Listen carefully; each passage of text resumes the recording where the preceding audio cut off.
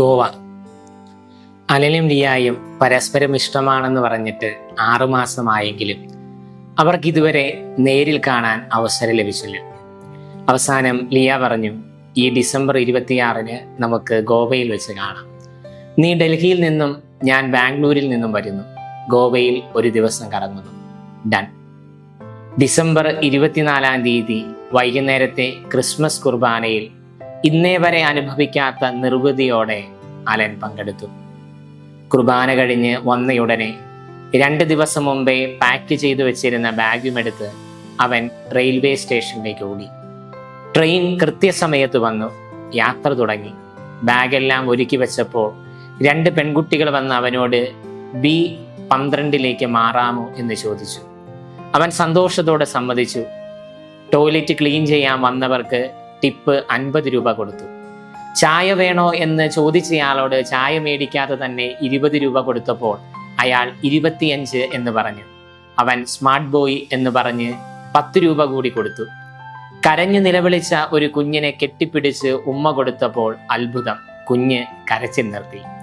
ഒരു ഗിത്താറ് കിട്ടിയെങ്കിൽ ട്രെയിനിൽ കൂടെ പാട്ടും പാടി നടക്കാമായിരുന്നു എന്നും അവന് തോന്നി. കാണുന്നവരോടെല്ലാം പേര് ചോദിച്ചു, സുഖമാണോ എന്നും ചോദിച്ചു. എത്ര മിഴികളിലാണ് അവൻ ചിരിപ്പിച്ച് കരച്ചിൽ വരുത്തിയതെന്ന് അവന് തന്നെ അറിയില്ല. ട്രെയിനിലെ ബെഡ്ഷീറ്റ് മാറ്റുന്നവർ അവന്റെ ആത്മാർത്ഥമായ പെരുമാറ്റം കണ്ടപ്പോൾ പറഞ്ഞു, സാറിനോടുള്ള ഇഷ്ടം കൊണ്ട് പറയുക, ഈ പുതപ്പ് ഉപയോഗിക്കരുത്. എന്നാണ് അലക്കിയതെന്ന് ഞങ്ങൾക്ക് തന്നെ അറിയില്ല. ഈ അലക്കാരാണ് കണ്ടുപിടിച്ചത്? എനിക്ക് അതൊന്നും ഒരു വിഷയമേ അല്ല. നിങ്ങൾ ഇത്രയും ചെയ്യുന്ന കാര്യം ഓർക്കുമ്പോൾ തന്നെ ഒത്തിരി സന്തോഷം തോന്നുന്നു എന്ന് പറഞ്ഞ് അവരെ കെട്ടിപ്പിടിച്ചു.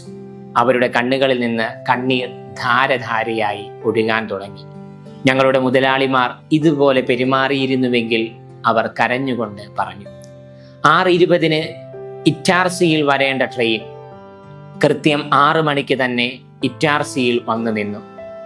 കറങ്ങാൻ സമയമുള്ളതുകൊണ്ട് ഇറ്റാർസിയിൽ AC വെയിറ്റിംഗിൽ റൂമിലേക്ക് പഴയ പരിചയക്കാരനായ സംഘാടകരോട് അവൻ കുറെ നേരം വാചകമടിച്ചു. സാറിനെ പോലുള്ള യാത്രക്കാരാണ് ഞങ്ങളുടെ ജോലിയെ മഹത്തരമാക്കുന്നത്. ആ മറുപടിയിൽ അവൻ ചിരിച്ചു. ഒപ്പം ഇറ്റാർസിയിൽ സ്റ്റേഷൻ ഏറ്റവും മനോഹരമായ സ്റ്റേഷനാണെന്ന് അവന് തോന്നി. കാരണം 6 മാസം മുമ്പ് ഇറ്റാർസിയിൽ അതേ വെയിറ്റിംഗ് ഏരിയയിൽ നിൽക്കുമ്പോഴാണ് ലിയായുടെ ചിത്രം അവൻ ഇൻസ്റ്റയിൽ ആദ്യമായി കണ്ട് ഫോളോ ചെയ്യാൻ തുടങ്ങിയത്. സ്റ്റേഷനിലെ ലൈറ്റുകൾ തെളിഞ്ഞു. ഇറ്റാർസി സ്റ്റേഷൻ സ്വർഗ സമാനമായി അവന് തോന്നി. സമയമായിട്ടും ട്രെയിൻ നീങ്ങിയില്ല. എങ്കിലും അലൻ കൂടെയുള്ളവരുടെ കൂടെ ലൂഡോ കളി തുടർന്നു. എന്നാൽ മണിക്കൂർ 1 കഴിഞ്ഞപ്പോൾ അലൻ വെളിയിലേക്ക് ഇറങ്ങി ചോദിച്ചു, എന്താണ് പ്രശ്നം? മെയിൻ്റനൻസ് ഇഷ്യൂ, ഏതോ യാത്രക്കാരൻ പറഞ്ഞു. മണിക്കൂർ 6 കഴിഞ്ഞപ്പോഴും ട്രെയിൻ ഇറ്റാർസി സ്റ്റേഷനെ ചുംബിച്ചു കിടന്നു. അപ്പോഴേക്കും യാത്രക്കാരെല്ലാം ചിത്രം വ്യക്തമായി. ട്രെയിൻ പാളത്തിനാണ് പ്രശ്നം. ശരിയാകാൻ 24 മണിക്കൂർ എടുക്കും. ആ വാർത്ത കേട്ട പാതി അലൻ ബാഗുമായി ട്രെയിനിൽ നിന്ന് ചാടിയിറങ്ങി. ഇറ്റാർസി സ്റ്റേഷനിലെ വിളക്കുകളെല്ലാം തെളിഞ്ഞു നിന്നെങ്കിലും അതെല്ലാം നരകത്തിലേക്കുള്ള വഴിവിളക്കുകളായി അവന് തോന്നി. പുറത്തിറങ്ങി ആദ്യം കണ്ട ഓട്ടോക്കാരനോട് ബസ് സ്റ്റാൻഡ് എന്ന് പറഞ്ഞു. അവന്റെ പരിഭ്രാന്തി കണ്ട അയാൾ ചോദിച്ചു, എന്താ മോനെ പ്രശ്നം? നീ ആരെയായി കൊന്നിട്ട് വന്നതാണോ? വേഗം വണ്ടിയെടുക്ക് ചേട്ടാ, കഥയെല്ലാം ഞാൻ വാട്സാപ്പിൽ എഴുതി അയക്കാം. എങ്ങോട്ടാ പോകേണ്ടത്? ഗോവ. ഗോവയ്ക്ക് ഓട്ടോയിലോ? ടാക്സി വല്ലതും കിട്ടുമോ? നമുക്ക് നോക്കാമെന്ന് ഓട്ടക്കാരൻ പറഞ്ഞത് സത്യമായിരുന്നു. ഒത്തിരി സ്ഥലത്ത് നോക്കി. അയാൾ പല ടാക്സിക്കാരെയും വിളിച്ചു. കുറെ പേരോട് സംസാരിച്ചു. ഓട്ടോ കൂലി 250 രൂപ ആകുന്നത് വരെ അയാൾ നോക്കി. നടന്നില്ല. പിന്നെ അയാൾ അവനെ ബസ് സ്റ്റാൻഡിൽ കൊണ്ടുപോയി വിട്ടു. ഗോവയ്ക്ക് വണ്ടി എപ്പോഴാ? 5 മണി. ഒരു ടിക്കറ്റ്. ഗോവയ്ക്കുള്ള ടിക്കറ്റിന്റെ പണം കൊടുത്ത ശേഷം അവൻ ടിക്കറ്റിലേക്ക് ഒന്നുകൂടി നോക്കിയതും ഞെട്ടിയതും ഒരുമിച്ചായിരുന്നു. 5 AM എന്നോർത്താണ് ടിക്കറ്റ് എടുത്തത്. പക്ഷേ 5 PM എന്ന് കൃത്യമായി ടിക്കറ്റിൽ എഴുതിയിരിക്കുന്നു. പ്രിന്റ് എടുത്ത ടിക്കറ്റിന് റീഫണ്ട് ഇല്ല എന്നും പറഞ്ഞ് ഏജന്റ് മുങ്ങി. താൻ ഏതവസ്ഥയിലാണ് എന്ന് മനസ്സിലാകാതെയിരുന്ന അലൻ ചുറ്റും നോക്കിയപ്പോൾ കണ്ടത് പഴയ ഓട്ടോക്കാരനെ.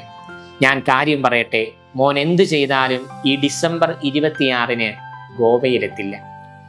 ഫ്ലൈറ്റ് എടുത്താലോ? അതിന് നാഗ്പൂർ പോകേണ്ടേ? ഞാൻ ഇനി എന്തു ചെയ്യും? ഏതെങ്കിലും ചരക്ക് വണ്ടിക്ക് കൈ കാണിക്കൂ. വിശ്വസിക്കുന്നത് കിട്ടുമെന്ന് ഉറപ്പില്ലേ?